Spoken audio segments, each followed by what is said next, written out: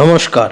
আশ্চর্য কি মহাভারতের বন পর্বের ৩১৩ নম্বর অধ্যায়ের যক্ষের প্রশ্নের উত্তরে ১১৬ নম্বর শ্লোকে যুধিষ্ঠির বলছেন, অহন্যহনি ভূতানি গচ্ছন্তি হয়মালয়ম শেষাহস্থাবরমিচ্ছন্তি কিমাশ্চর্যমতঃ পরম।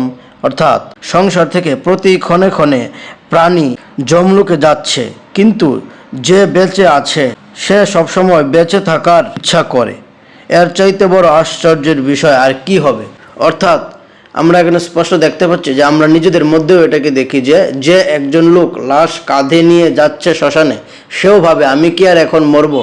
অর্থাৎ সে ভেবে সে এত সহজে মরবে না, কিন্তু এটি হচ্ছে পৃথিবীর সবচাইতে আশ্চর্যের বিষয়।